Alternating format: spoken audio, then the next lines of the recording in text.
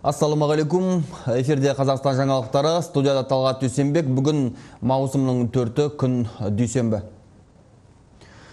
Жаңаөзен ісі бойынша сот үкімі шықты бүгін. 2 айдан астам уақыт қаралған процесте судья 37 айыптаушының 13-не түрме жазасын белгіледі. Солардың ішінде Роза Төлетаеваға ең қатаң жаза берілді. 7 жыл. Тағы үшеуіне атап айтқанда Досмағамбетов, Жарылғасынов, Жүсіпбековтер 6 жылға кесілді. Шабдал Отқұлов 5 жыл алса, Талғат Сақтағанов пен Таңатар Қалиевке судья 4 жылдан берді. Қалиев, Қоспармақов, Непес, Бесмағамбетов, Әділіп, Аминов және Асқарұлы бұлардың әрқайсысы 3 жыл түрме жазасын алды. Айта кетерлік жайт, судья Нарын Жарылғасынов пен Таңатар Қалиевті алкоголизмнен емдеу үкімін қоса шығарды. Сотталушылардың қалған 23-і босатылды. Ермұханов, Бопилов және Сарыбай вақталып, сот залынан босатылса, тағы 5-еуі кінәлі деп танылғанымен рақымшылыққа ілінгені есебінде сот залынан босатылды. Ал қалған 15 сотталушының әрқайсына 2 және 3 жылдан шартты жаза белгіленді. Сотталушыларға негізінен жаппай тәртіпсіздік жасады, ұйымдастырды, билік өкіліне қарсылық көрсетті, тонады деген айыптар келтіріліп отыр. Жаңаөзен оқиғасы бойынша сот наурыздың 27 күні басталып, мамырдың 15 күні аяқталған болатын. Сот үкімі содан 20 күн өткенде ғана шығарылып отыр.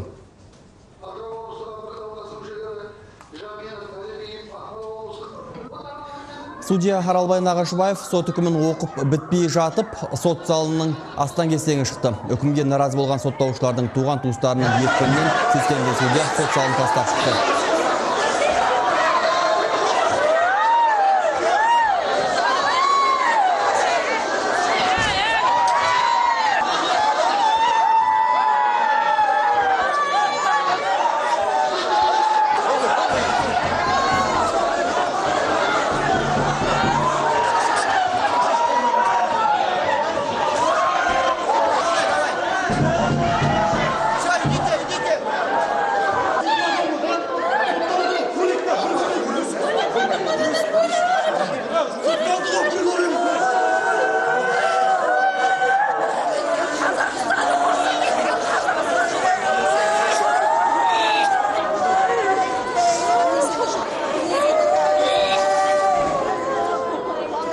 Бүгінгі соттың аяқталғаны, немесе аяқталмаған белгісіз болып қалды.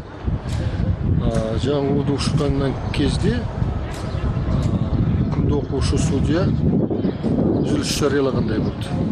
Ал үкім оқылмаған меніңше әлі 2-3 адам қалды. Олар үкім оқылған жоқ. Бұл соттың тәртібі бойынша үкім бастан аяқ толық оқылуы керек. Бір демде ол ешқандай үзіліс жарияламайды. Қазір осы сот ісін ұйымдастырушы азаматтардың сұрап білгеніміз, олар айтады, бәріне үкімді толық оқып бітті, сот осымен бітті дейді. Біз бұған сенемаймыз.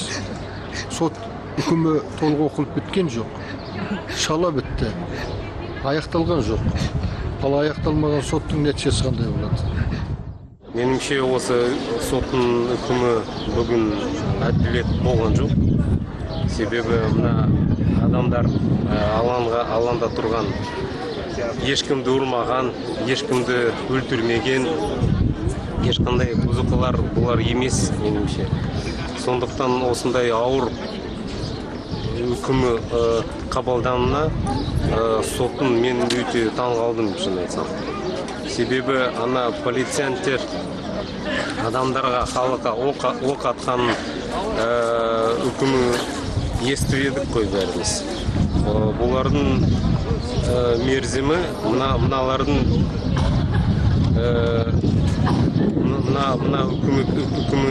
үкіміге қарағанда жұмсақ.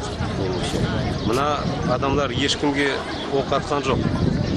Сондықтан осы соттың үкімімен мен жеке басым келіспеймін.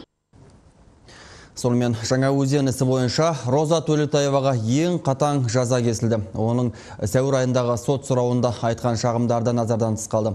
Естеріңізге сала кетейік, Роза Төлетаева сотқа тергеушілердің оның ар-ожданына тигенін айтып шағымданған болатын. Бірақ бұдан оның жазасы жеңілдеген жоқ. Ол 7 жылға темір торға қамалды. Мына жерде тумалақтарым отыр. Танитын адамдары бар. Сол үшін мен ИВСке маған көрсеткен нәрселердің бәрін айтуға аузым бармайды, мен ұяламын. Олардың маған істеген заттарын, айтқан заттарын, көрсеткен заттарын. Мені мусор пакеттен қылғындырып, буындырып, мешок алып қалған кезде адам көзі бақырайып, демала алмайды екен, қатты демаласы екен. Демалған кезде адам бас айналады екен. Роза Төлетаева Өзенмұнайгаз мұнайшыларының еңбек дауы кезінде белсенділердің бірі болған. Лайықты айлық алмаймыз деп аштық жариялағандардың қатарынан да табылды. Оның белсенділігінен өзі де отбасыда жәбір көрді. Былтыр жаз айында оның қызы жазықсыз 7 тәулікке қамалған еді. Роза Төлетаева жергілікті Нұр Отан партиясының жұмысын талай сынға алды. Соның нәтижесінде мыңнан астам мұнайшы партиядан өз еркімен шығып кеткен. Бұқаралық ақпарат құралдарымен тығыз байланыс орнатып, өз сұхбаттарында жергілікті билік пен соттарға да көңілі толмайтынын сан мәрте айтып жүрді. Оның айтуынша, олар үнемі жұмысшының емес, жұмыс берушінің сөзін сөйлеп келді.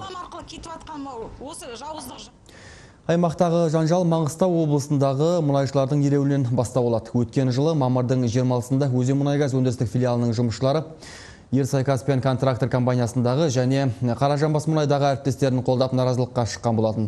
20 шақты адам аштыққа жатса, 250 адам жұмысты тоқтатқан еді. Өзендіктер жалақыны өсіруді талап етті. Бұған қоса ереуілшілер еңбек коэффициентін көтеруді. Сол кезде қамауда болған заңгер Наталья Соколованың босатылуында талап етіп қойған болатын. Жаңа өзендегі ереуіл ашық аспан астында 7 айға созылды. Осы уақыт аралығында мұнайшыларға Қазмұнайгаздың Астанада отыратын басшылары, депутаттарда келген жоқ. Мұнайшылар ұлт лидерінің күйеу баласы Тимур Құлыбаевтың жеке өзінің келуін қалағанды. Маңғыстау облыстық соты мұнайшылардың наразылық акциясын заңсыз деп таныды. Ереуілдегілер жұмыстан шығарылды. Өткен жылы 16 желтоқсан Қазақстан тәуелсіздігінің 20 жылдық мерекесі күні ереуіл алаңына шенеуніктер салтанатты думан ұйымдастырды. Оның соңы полиция мен қақтығыспен, жаппай тәртіпсіздіктермен, ғимараттардың өртенуімен тынды. Полиция оқ атты. Ресми мәлімет бойынша 16 адам қайтыс болды. Қалада төтенше жағдай енгізілгенді. Президент Нұрсұлтан Назарбаев бұл оқиғаға ереуілдегі мұнайшылардың қатысы жоқ деп мәлімдегеніне қарамастан, Жаңаөзен оқиғасы бойынша сотқа негізінен ереуіл белсенділері тартылды. Енді бүгін негізінен солар сотталып отыр. Жаңаөзен оқиғасы бойынша шығарылған сот үкімімен қоғам белсенділері келіспейді. Сот ісіне байланысты пікір білдірген азаматтар сотталғандардың қылмысы дәлелденбеді.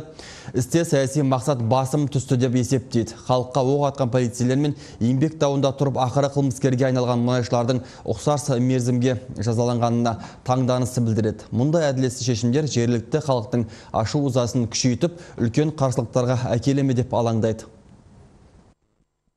Елбасы сол қантөгістен кейін сонда барып, бүкіл дүние жүзіне жариялады. Мұның өз еңбектерін талап еткен мұнайшылардың ешқандай кінәсі жоқ деп. Нұрсұлтанды мен өте жақсы білем. Ол өзі 200 адам. 200-ді саятшы жүргізетін адам. Ешқандай әділеттілікке бармайтын алып соғар адам. Сондықтан да оның бүгінгі айтқан сөзі ертеңгі жасап отырған ісіне сәйкес келмейді. Өкінішке орай осының барлығы бір адамның саясатының олқылығы. Бұл енді нағыз масқара сот болды деп ойлаймын. Бірде-бір адамның кінәсі дәлелденген жоқ.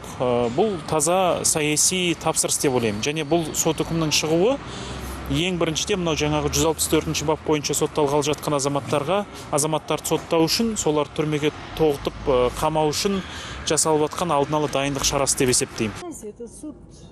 Білесіздер ме, бұл сот үкімі мұнайшыларға емес, биліктің өзіне шығарылған үкім. Себебі болған жағдайлардың барлығына билік кінәлі. Бар айта алатыным осы.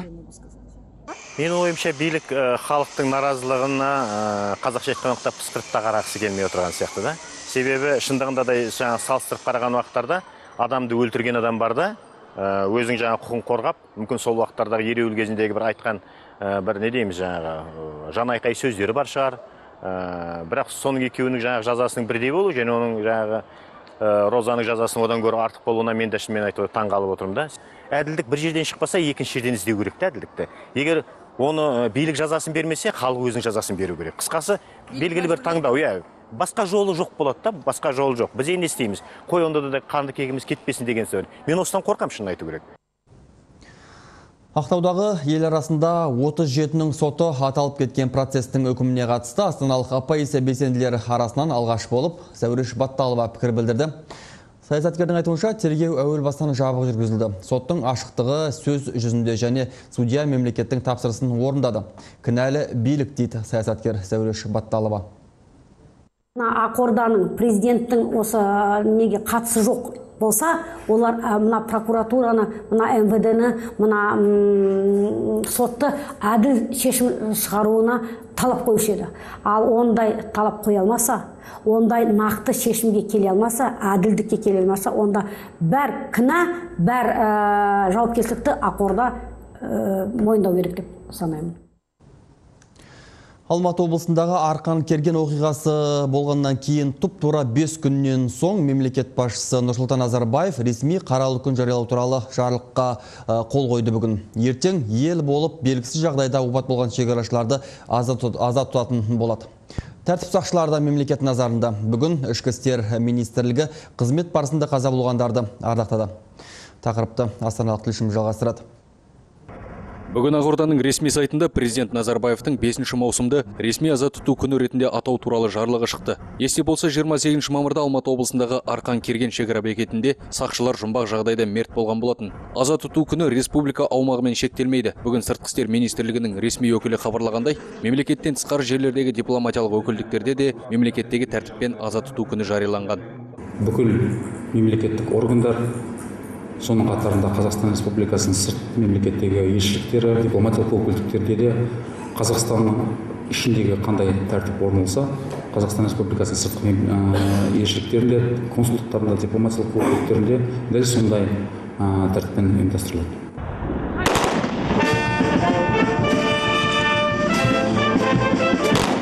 Ал мына бейне кадрларда қызмет жолында құрбан болған тәртіп сақшыларын ардақтау сәтінен көрініс. Бүгін Тараз оқиғасында опат болған капитан Ғазиз Байтасовтың құрметіне ұйымдастырылған халықаралық автошеру дәл осы жерден сапарға аттанды.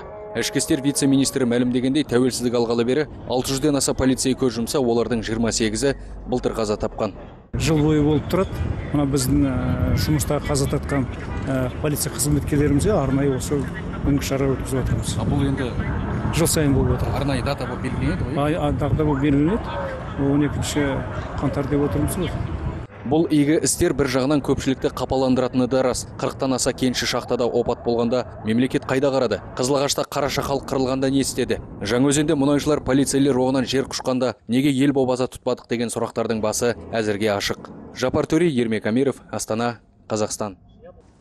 Осылайша тәуелсіз Қазақстан тарихында бірнеше рет республика тұрғындары ұлттық аза тұту күнін еңсеретін болады ертең. Алматы тұрғындары Алматы облысындағы Арқан Керген шекарашылардың қаза тапқанына алаңдайды. Сонымен бірге азаматтар қаралы күнін жариялауда биліктің алалаушылық жасайтынына наразы. Естеріңізде болса, Жаңаөзен шетпедегі оқиғада, Қызылағаштағы су тасқыны кезінде және басқада қаралы оқиғалар кезінде азалы күн жарияланбаған болатын. Енді ол үкіметтің қолында. Қаралы күн жарияланбайтын себебі де оған себепкер болғанда сондай қияметке халықтың біздің ұшырап атқаны. Өңкей ақылды адамдардың неге солар ойламайды ол? Бұл деген енді сұмдық қой бұл. Өз еліңде, өз жеріңде ел болып, жер кәдімгідей мемлекет болып отырғанда ондай қырал дүние болу деген сұмдық бұл деген. Мен ойлаймын, басшылардың ұлтқа деген жанашырлығы жоқ. Біріншіден басшылардың жанашырлығы болу керек. Ұлт жағдайын ойлайтын азаматтар аз деп ойлаймын. Оны үкімет біледі, көкеміз Назарбаев біледі, неге жарияланбай отырғанын. Одан басқа біздің қолдан не келеді? Көтеріліске шықсаң қазір қырып тастауға дайынбай. Сол? Оны халық көтерілмесе, ол ондайға аталмайды еш уақытта. Біздің мысалы пікірімізді ешкім ойламайды. Ешкім санаспайды біздің пікірімізді. Қазақстан мен Қытай шекарасындағы әскерилер өлімі әлі де жұмбақ күйінде қалып отыр. Сарапшылар осынау іске қатысты түрлі нұсқа болжамдарын айтады. Алайда сыртқы күштер деген көңілге қонымсыз деп отыр. Сондай-ақ олар ақпаратты жасырмау керектігін алға тартады. Ал тергеумен айналысып жатқандары болса, анықталған ақпарды хабарлап жатырмыз деп ақталады. Толығырақ тілші тарқатады тақырыпты. Үшарал шекара отрядерген бекетіндегі қайғылы оқиға туралы ақпарат 5 күн өтсе де тым жұпыны. Мемлекеттік бақтардан бастап ақпарат агенттіктері там-тұмдап жазуда. Шекара бекетіне барар жолдардағы блок бекеттер нағыз ақпараттық блокадан еске түсіреді. Пропуск требует, он должен быть у каждого. Рұқсаттама талап етіледі, ол шекара аймағына кіріп шығуға мүмкіндік береді. Арнайы рұқсаты жоқ адамдар шекара аймағына жіберілмейді. Оны шекара отрядынан немесе комендатурадан алуға болады. Қажетті құжаттарды өткізген соң 2-3 күн көлемінде жауап аласыздар. Который проживает в пограничной зоне. Саясаттанушы Расул Жұмалы ақпараттық тосқауылды қателік деп санайды. Оның пікірінше, ашықта анық ақпар қоғамды дүрліктірмеуге және қылмыскерлерді ұстауға көмектеседі. Ресми және бейресми деректерді салыстыра отырып, саясаттанушы бұл кездейсоқ өрттен гөрі қасақана шабуылға көбірек ұқсайды деген байламға келген. Қандай да лаңкестік әрекет болуы мүмкін, меніңше онда жоққа шығаруға болмайды. Және бұл жағдайда әлемдік тәжірибені қайта ескеретін болсақ, лаңкестік әрекеттердің алдын алудың бірден бір жолы бұл ақпаратты жасырмай, бүкпей, жергілікті қоғамға, халыққа жеткізіп отырып, бұның екі маңызды жағы бар. Біріншіден, халықтың арасында осындай жағдайлар болғанда қоғамда түрлі алып қашпа әңгімелер, қауесеттер болады. Алаңдаушылық күшейе түседі. Неғұрлым ақпарат терең, неғұрлым айқын ашық болатын болса, соғұрлым меніңше дәйексіз, негізсіз осындай алаңдаушылықтардың алды алынады.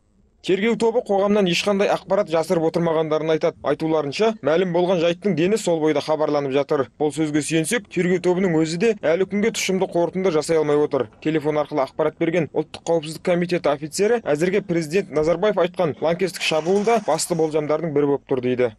Баққа үзік-үзік беріліп жатқан ақпаратты айтар болсақ, анықтағанымызды сол бойда берудеміз. Қан құрамынан алкоголь анықталмады, бар болғаны сол. Өзге жаңалық жоқ. Ал президент мәлімдемесіне келсек, олай айтуға да негіз бар. Бұл нұсқа жоққа шығарылмайды. Мұнда 2-3 нұсқа бар, зерттеу жүргізілуде, нақты айта алмаймын. Әзірге бекеттен табылған 12 мүрдеден бөлек бекеттен әудем жерде қару сайманы, жылы киімімен жатқан тағы 2 сарбаздың денесі табылды. 15-ші шекарашы әлі күнге із-түзсіз жоқ. Бекеттің жанында тұрған қорықшының басынан тиген оқтан қаза тапқаны анықталды. Сонымен бірге қорықшы мен 14 шекарашының бір күнде, яғни мамырдың 28-іне қараған түні қаза тапқаны мәлім болды. Азамат Есберген, Александр Платонов, Бауыржан Ыдырысов, Алматыдан.